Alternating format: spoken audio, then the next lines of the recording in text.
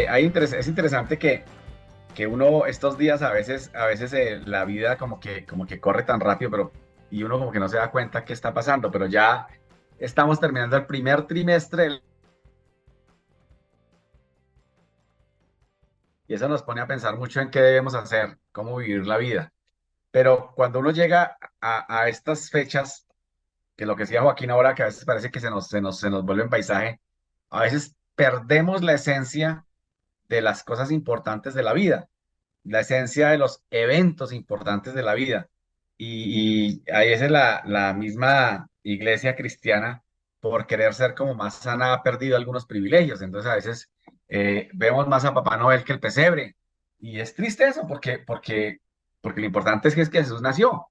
Y estos días, pues entonces, pensar en resurrección como que no se habla mucho. Hablamos más la cruz que la tumba vacía. Y yo pienso que si fuera de adorar algún elemento, aunque no estoy de acuerdo con adorar ningún elemento, deberíamos adorar más la tumba vacía porque es el triunfo. Y la cruz es la entrega, pero la tumba vacía es el triunfo. Y eso es bien interesante. Y yo le colocaba un título bien interesante al sermón de hoy porque quiero que hablemos de eso. Se llama No está vacía, está llena de esperanza. Y me llama la atención porque quiero ponerlos a pensar un poquitico. Ustedes, ¿qué es la esperanza para ustedes? A ver, a veces para algunos la esperanza es como algo lejano. A veces la esperanza es como ilusionarnos de cosas que de pronto no van a pasar. Es una luz, dice Luz Ángela, la esperanza es más que eso. Es una luz. Y bueno, ¿y cómo se adquiere la esperanza? Y uno empieza a pensar, bueno, ¿cómo adquiero esperanza? Y es bien interesante porque la esperanza se adquiere, y eso me llama la atención que se adquiere por el proceso mismo de vivir. Eh, eh, ¿Por qué y en qué debemos tener esperanza? Uno tiene esperanza a veces en cosas de la vida, ¿no? Uno se casa con la esperanza de que todo va a ir bien y a veces se tiene que estrellar contra situaciones que están bien, que no están tan bien. Y cuando uno ve la situación de un día como hoy, en este momento nosotros sabemos que hay esperanza porque sabemos que Jesús resucitó. Pero pongámonos un poquito en los papeles de los mismos, de los dos, de los discípulos que ellos sí tenían esperanza, pero no sabían mucho, tenían sus dudas y llegan a la tumba y vacía. Imagínense. Y ahí como que se les derrumbó el problema porque ¿qué tenemos que hacer? ¿Qué hacer? ¿Y qué es la diferencia entre esperanza y fe? Y uno se pone a pensar, ¿fe qué es y qué es esperanza? Y las dos cosas son diferentes, y no voy así. Las cosas son diferentes, pero son complementarias. Quiero contar, en el año 2008, una escritora estadounidense lanzó un libro que se llamó Los Juegos del Hambre, llamada Susan Collins. Escribió una saga de 3 libros que fueron llevados al cine, como Los Juegos del Hambre, En Llamas y El Sinsajo. Esos libros causaron un revuelo que se vendieron 20 millones de copias entre los jóvenes. Y algún día yo hablaba con mi hija que por qué le gustaba ese libro y me decía que porque veía que eran gentes comunes y corrientes que luchaban por un ideal. Y hay unas frases en ese libro bien importantes, sobre todo hay una que me llama mucho la atención, y es que, imagínense, en un mundo tan apocalíptico como el que presenta ese libro, en donde el gobierno ha decidido tomar control de todo, no hay comida, no hay nada, todo está restringido, todo, hay una luz que empiezan a pelear, y esta pelada, la protagonista, Kathy Evans, empieza a buscar una luz y empieza a mostrar algo que al presidente le preocupa mucho, al presidente Snowden. A mí me ha encantado esa serie. Dice, tengan cuidado mientras haya esperanza porque es muy peligroso. La esperanza es la única cosa más fuerte que el miedo. Y así estaban los discípulos. Tenían mucho miedo. Todos los 4 evangelistas, cuando ustedes hablan cuando nos pasamos por la resolución, todos tenían miedo. Todos tenían miedo. Y a veces me parece que si uno tiene algo fijo, de pronto está seguro de lo que va a pasar. Pero cuando no tiene nada fijo, la esperanza se debilita. Y uno dice, bueno, ¿y qué espero? ¿Qué espero? Uno entra a un trabajo nuevo y se siente en la oficina y ¿qué espero? Uno sale a un viaje y ¿qué espero? Por ejemplo, eh, eh, montarse en un avión. A mí a veces me parece que montarse en un avión es tener la esperanza de que todo va a salir bien, pero no sabemos qué puede pasar, pero es eso. Pero bien, la fe está basada en el pasado con una esperanza en el futuro. La fe alimenta la esperanza. La fe es el motor de la esperanza. Y quiero mostrarles tres componentes de la esperanza que están en el Evangelio de Mateo. Vamos a leer Mateo 28, 1 al 10. Y he leído todos los cuatro evangelistas, pero quiero que nos acerquemos ahí, porque hay tres elementos. Ahora, la esperanza puede tener muchos más elementos, pero hay tres elementos bien importantes que son son de la esperanza, que nos ayudan a tener esperanza. Y por eso cuando pensé en el título de que no está vacía, sino está llena de esperanza, es la misma ilustración del vaso medio lleno o medio vacío. Uno ve una tumba vacía, pero llena de esperanza, porque es el cambio total. Y es la esperanza que tenemos todos. Y leamos el pasaje, dice así: después del sábado, al amanecer del primer día de la semana, María Magdalena y la otra María fueron a ver el sepulcro. Sucedió que hubo un terremoto violento, porque el ángel del Señor bajó del cielo y acercándose al sepulcro quitó la piedra y se sentó sobre ella. Su aspecto era como el de un relámpago y su ropa era blanca como la nieve. Y los guardias tuvieron tanto miedo de él que se pusieron a temblar y se quedaron como muertos. El ángel dijo a las mujeres: no tengan miedo. Sé que ustedes buscan a Jesús, el que fue crucificado. No está aquí, pues ha resucitado, tal como dijo. Vengan a ver el lugar donde lo pusieron. Luego vayan pronto a decirle a sus discípulos: Él se ha levantado entre los muertos y va delante de ustedes. Allí lo verán. Ahora ya lo saben. Así que las mujeres se alejaron a toda prisa del sepulcro, asustadas pero muy alegres, y corrieron a dar la noticia a los discípulos.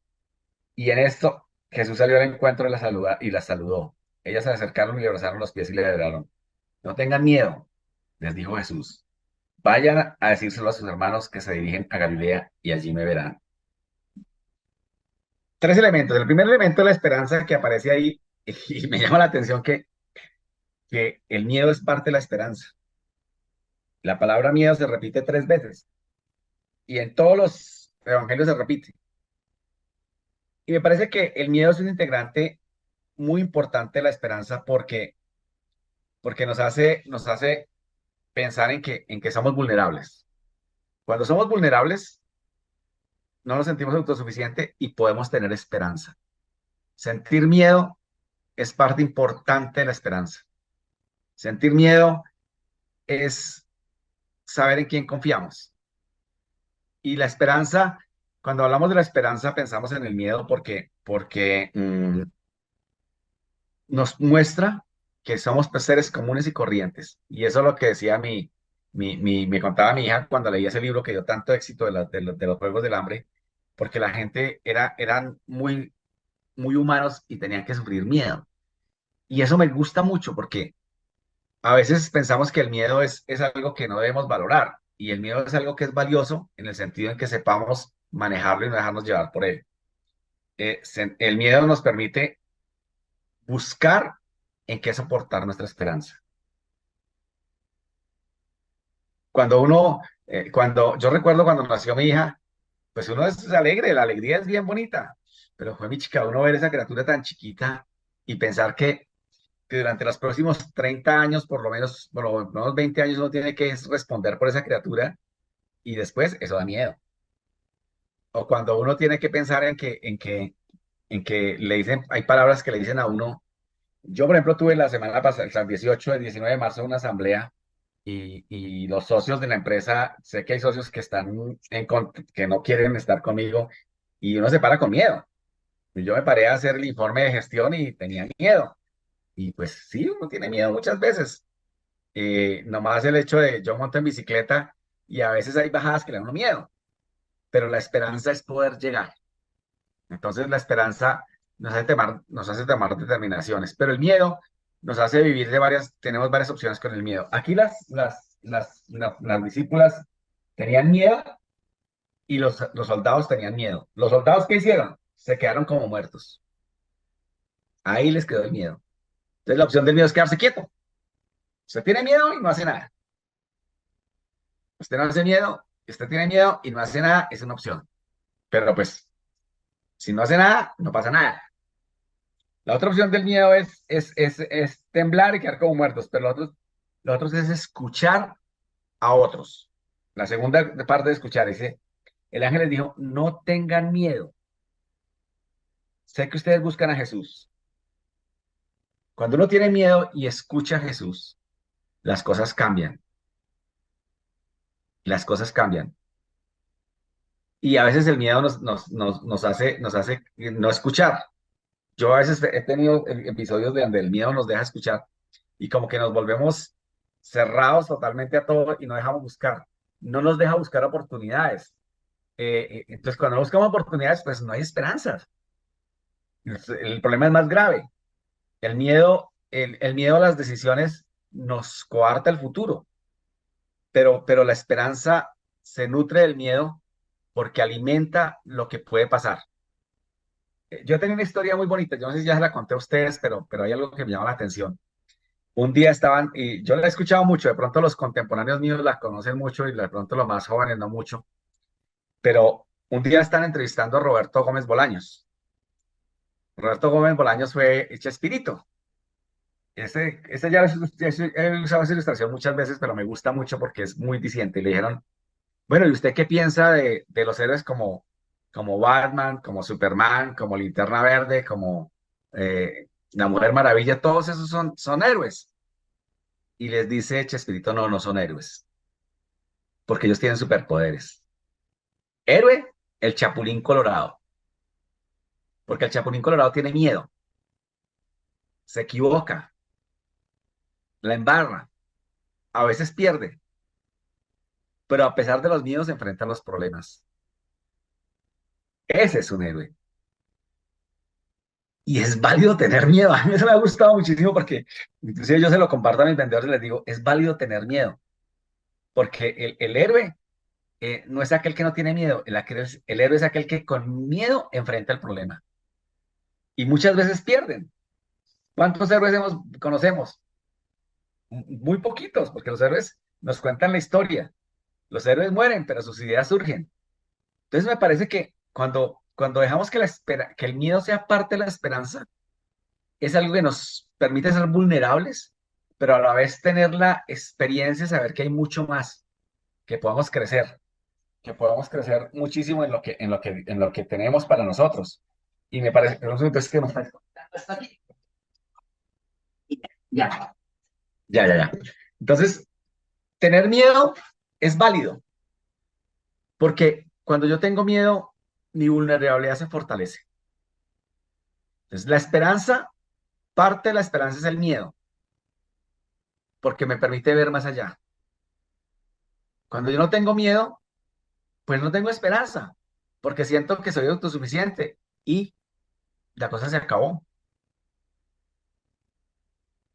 Pero tener miedo nos permite ver esperanza. Y me imagino los discípulos cuando vieron la tumba vacía, ¿y ahora qué hacemos?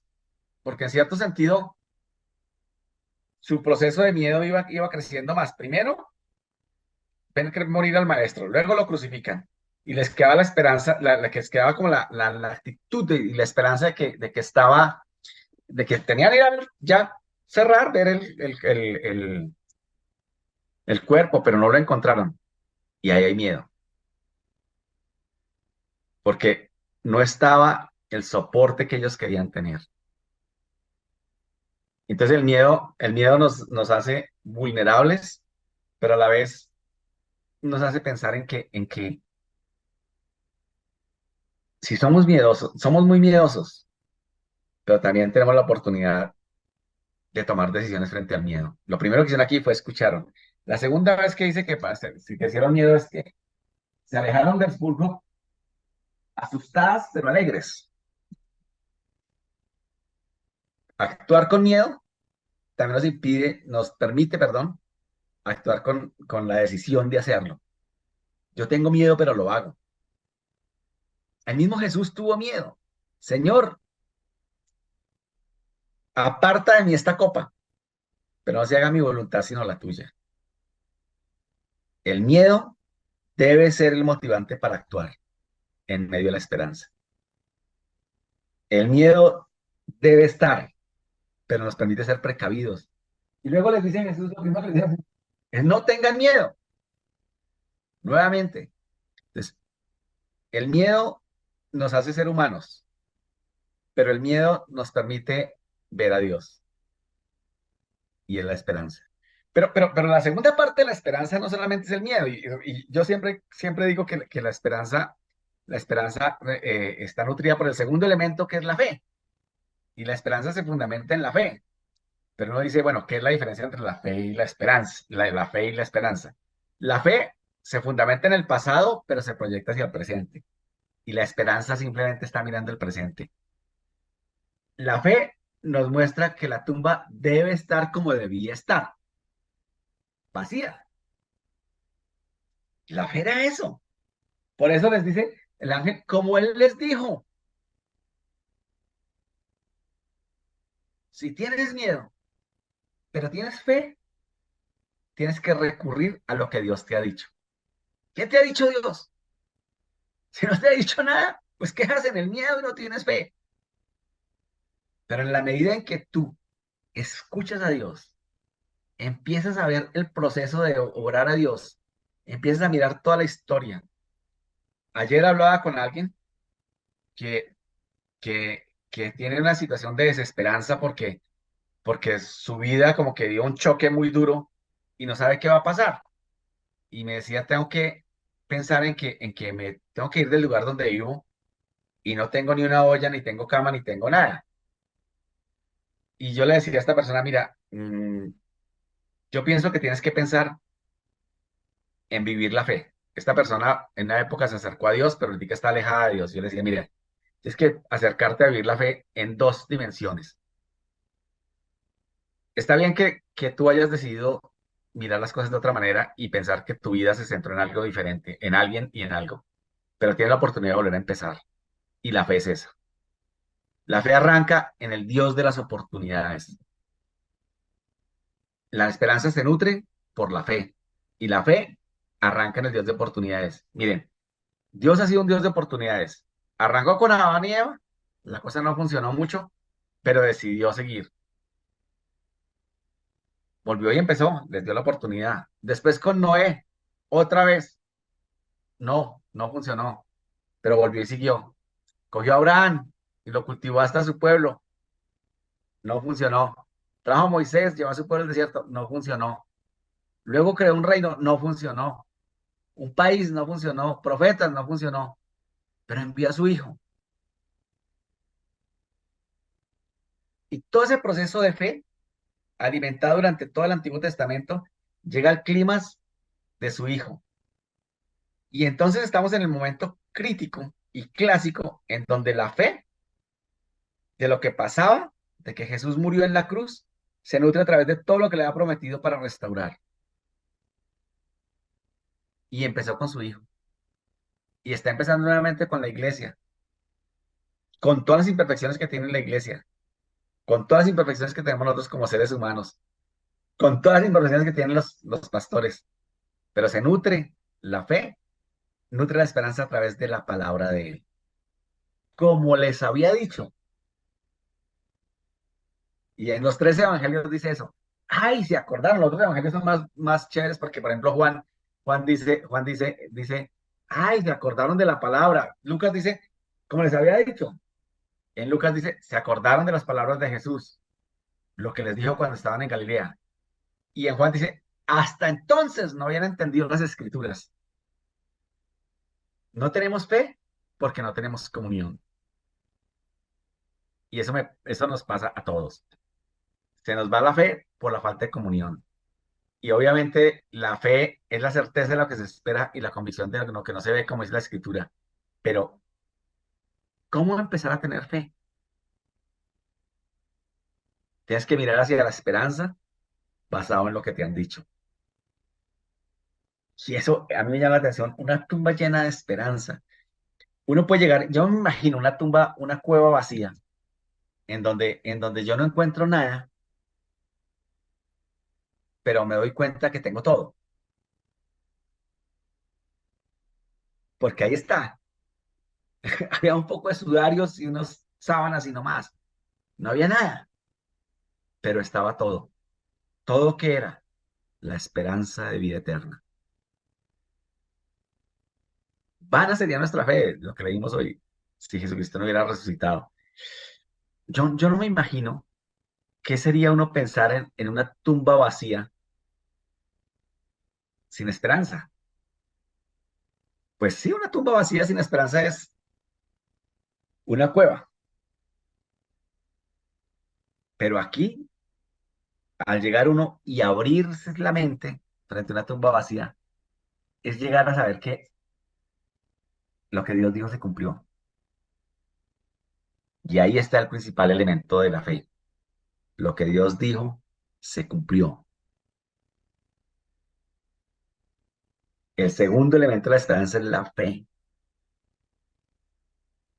Y es interesante que después del miedo viene la fe, porque a pesar de estar muertos del miedo, a pesar de estar, como decíamos, de lo del Chapulín Colorado, que tiene miedo pero los enfrenta, nosotros podemos tener miedo y enfrentar los miedos, pero no tenemos la osadía del Chapulín Colorado o los poderes de los superhéroes. Tenemos una palabrita muy chiquita que se basa en todo lo que Dios ha dicho. Fe. Así dice, como les había dicho en Lucas, como les había dicho. Yo pienso que el proceso de la fe tiene varias circunstancias y es en la medida en que uno va acercándose y conociéndose. Hace poquito hablaba con mi esposa de cosas que yo viví recién convertido y empezar a ver cosas que como que se me olvidan. Entonces, es bueno que nosotros podamos revivir la fe a través de pasajes que podamos recordar cómo Dios ha respondido. Estos días he estado mirando mi Biblia ya viejita y tiene algunas fechas por ahí. De hecho, tengo una Biblia que me regaló Luis y Deida en el año 97, 98 y tiene más escrito de Deida ahí. Pero esa Biblia tiene también un escrito del año 99 en Guayaquil. Y ahí dice Guayaquil, no recuerdo la fecha, pero dice 1999. Y era una promesa de Dios, porque nosotros primero estábamos sin trabajo y segundo llevábamos 11 años de casados y no teníamos hijos. Y ahí decía, porque Dios proveerá y porque Dios nos sostendrá y la estéril dará luz. Yo leo esa Biblia, la tengo en la oficina, pero la veo y digo, uy, increíble. Después de 24, 25 años, todavía la promesa de Dios se mantiene fiel. Está ahí, está ahí. Y eso me llama la atención porque llenarse de esperanza es llenarse de fe. No una fe vacía, sino una fe basada en una relación. Uno debería escribir su historia de fe o su historia de vida cristiana. Yo tengo un cuaderno en donde escribo mis experiencias, mis devocionales, y tengo ya varios, ya a veces no sabemos qué hacer con ellos porque ya ocupan casi dos cajones dos cajas llenas de los cuadernos desde que empecé la vida cristiana. Y uno puede encontrar experiencias muy bonitas de fe ahí, experiencias de fe en donde Dios nos ha hablado, experiencias de fe donde Dios nos ha sostenido, experiencias de fe como las que les conté de mi hija, experiencias de fe en donde yo recuerdo que una vez ordenando los cuadernos encontré un cuaderno del año 85, 87, creo que era, y decía, señor, esa negrita, esa morenita de cejas gruesas me gusta mucho, y llevamos 34 años de casados. Son historias de fe. En la medida en que tú soportes el miedo en tu fe por lo que Dios ha hecho, vas a crecer. El miedo te puede dejar estancado, pero la fe te recuerda en quien has creído. Y la esperanza se nutre de la fe. Siempre, siempre se nutre de la fe. Si queremos tener más fe, debemos acercarnos más a Él. Si queremos tener más fe, nos asegura que aquel que venció la muerte, como nos había dicho, cumplió. cumplió. Y eso me llama la atención. Y es bien interesante cómo el miedo es el primer proceso. La fe la fortalece. Pero llegamos a un tercer elemento, que es que la fe es activa, la esperanza es activa. Y me llama la atención que no los deja ahí para beneficio de ellos, sino que les deja tareas. Es activa. Entonces la fe les dice, no tengan miedo, vayan a decirles a mis hermanos que se dejan. Pero lo primero que le dicen a las mujeres, vayan y avísenle a otros. Lo más importante de tener esperanza es no estar estático.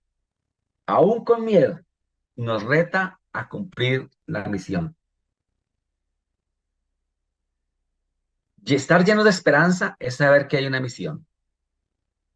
Estar llenos de esperanza es saber que no estamos quietos, que no debemos estar quietos, sino que hay mucho más que eso. Porque a veces tenemos esperanza, pero estamos quietos. Creo que es muy importante saber que estamos llenos de esperanza cuando tú la das a conocer a otros. Dar a conocer, vivir con esperanza es tomar el reto de personas que aún con miedo uno no sabe qué decirles, pero que Dios puede obrar en sus vidas.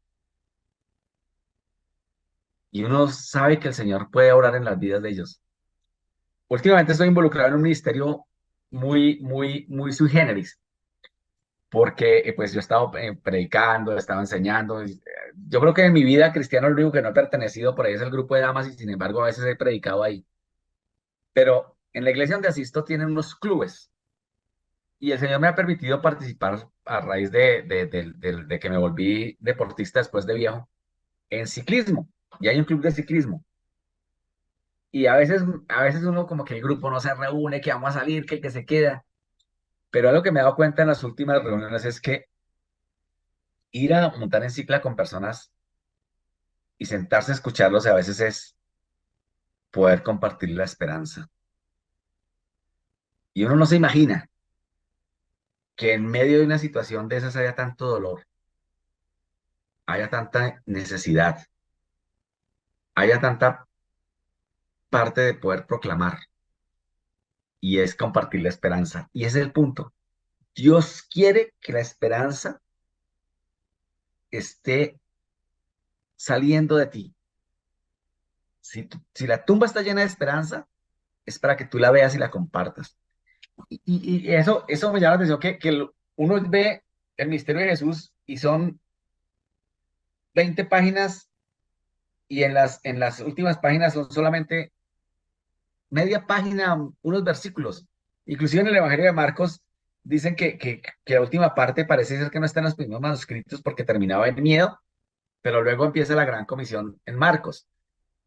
Y me parece que ese miedo que produce la esperanza y que motiva a la acción de la esperanza misma es dar a conocer a Jesús. Estar llenos de esperanza es que aunque tengamos miedo, existe la fe. Aunque estemos ahí, hay la proyección. Y ayer hablaba con eso, les contaba, ayer un señor que pesaba 213 kilos, creo, 230 kilos. Enfermo, hasta más no decir, pues con 213 kilos cualquier enfermedad lo coge uno y lo vuelve pedazos. Pero él decidió montar en bicicleta y ha bajado 70 kilos. Y nos contó toda su experiencia. Él no es cristiano, pero nos contó toda su experiencia de vida, que lo robaron, estaba en una situación muy triste. Pero la oportunidad de quedarnos a escucharlo, él quería hablar, y yo le decía a mi esposa, no nos podemos ir. Y él quería hablar y contar su experiencia y todo su dolor y todo eso. Al final pude decirle, oye, ¿me permites orar por ti? Y como que él abrió los ojos así. Me dijo, sí, oremos. Yo no sé qué va a pasar con él, pero el solo momento de permitir que oremos por él, para que dije, mira, lo que vamos a hacer simplemente es poner las cosas delante de Dios y yo te invito a que tú puedas acercarte a él. No más, déjame orar. No fue más, pero yo sé que eso, tarde o temprano, va a tocar su corazón. Y la esperanza mía, se la comuniqué a él. Una persona que día de por medio tiene que ir al médico a hacerse unas infiltraciones para que los trombos que tiene en las piernas no le lleguen al cerebro ni al corazón. Y es un tipo de 45 años. Pero esperanza es ver que la obra de Jesucristo puede llegar a cambiar una vida. Y así una tumba vacía se llena de esperanza, como cuando uno, el recién casado, empieza una vida con toda la ilusión de todo lo que va a pasar. Así es, no está vacía, está llena de esperanza, pero la esperanza está ahí y tú eres el encargado de salir a darla a conocer. Porque el pasaje lo dice, lo que tú ves en esa tumba vacía es la oportunidad que tú tienes de dar a conocer la esperanza que Dios te ha dado a otros. Yo quisiera decirte, tu proyecto de vida debe estar enmarcado en la esperanza que tienes, independientemente de lo que hagas. Si estás trabajando en una empresa, yo sé que la oportunidad de trabajar, de tener un sueldo, es parte de tu vida, pero es mucho más que eso. Es la esperanza de saber que lo que tú tienes ahí, primero Dios lo provee, y lo segundo, cómo puedes dar a conocer la obra de Dios en personas. Todos los días. Empezar a promoverle a personas que caminen contigo, que busquen al Señor, que veas la obra de Dios en la vida tuya y en la vida de otros. En la vida tuya, la esperanza de saber que tú no vas y te sientas en un escritorio o vas y haces un trabajo para ganar un sustento. No, la esperanza es mucho más que esa. El viernes, hice 8 días, tuve una experiencia muy bonita. Invité a un amigo a almorzar y a mí me gusta cocinar. Entonces a veces le estaba contando, dice, no, yo no sé cocinar, yo no cocino nada de eso, pero me gusta lavar la loza. Y yo le dije, ¿por qué? Y dice, a mí no es que me guste mucho, mijo. A mí me gusta lavar la loza porque mientras yo estoy lavando la loza, oro y le doy gracias a Dios porque hubo que comer.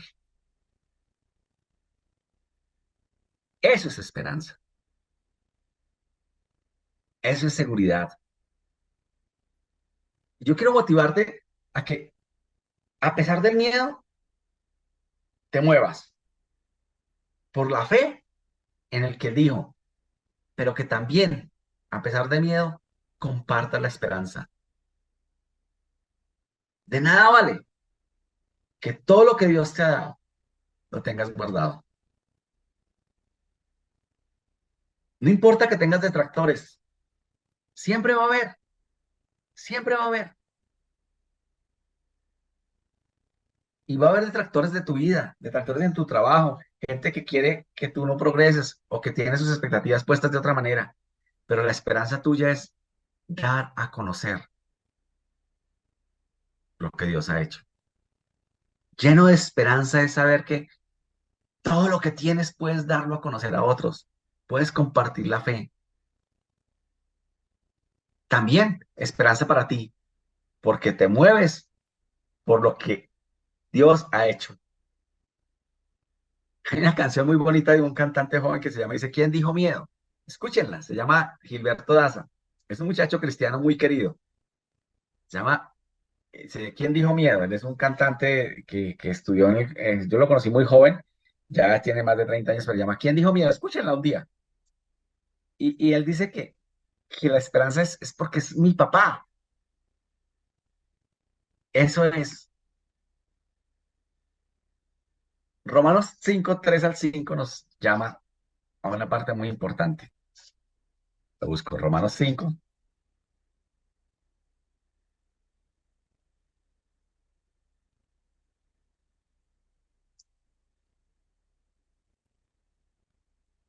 3 al 5 y dice así. No solo esto, sino que también nuestros sufrimientos, sino que también en nuestros sufrimientos, porque sabemos que el sufrimiento produce perseverancia. La perseverancia, entereza de carácter y la entereza de carácter, esperanza. Y esta esperanza no está defraudada, porque Dios ha derramado amor en nuestro corazón, porque el Espíritu Santo que nos ha dado. La esperanza es eso. La esperanza es llegar a conocer más a Dios para poderlo dar a conocer.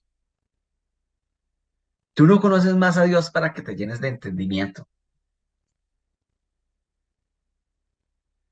Otra vez leámoslo. Y no solo esto, sino también en nuestros sufrimientos, porque sabemos que el sufrimiento produce perseverancia. La perseverancia, entereza de carácter, y la entereza de carácter, esperanza. Y esta esperanza no nos defrauda, porque Dios ha derramado su amor en nuestro corazón por el Espíritu Santo que nos ha dado.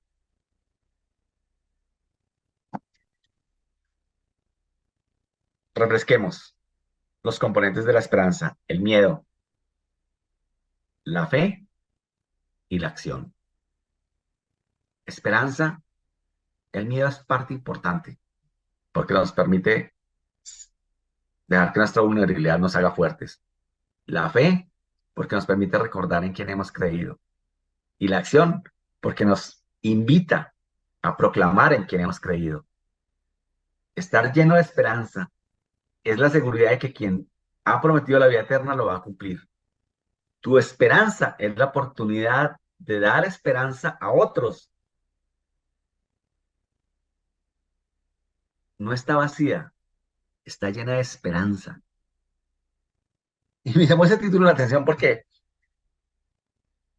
uno dice, está vacía. No, está llena. Pareciera que de pronto no tengas nada. Tengo que decirte que tienes mucho. Tienes mucho, mucho, mucho, mucho. Tienes la esperanza de Dios en tu vida, en el Señor. Y yo te reto a que de pronto te sientes esta noche y en el cuaderno devocional, si lo usas, escribas tu proyecto de esperanza de vida. No hagas planes largos. Haz plan esta semana. Así. ¿Qué te da miedo?